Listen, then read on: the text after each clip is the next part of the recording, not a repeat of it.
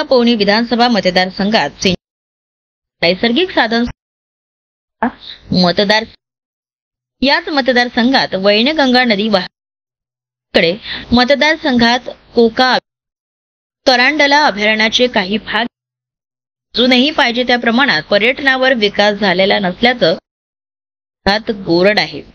पण आमदार नरेंद्र भोंडेकर हे 2019 निवडून आल्यानंतर त्यांनी शिवसेनेला समर्थन जाहीर केलं।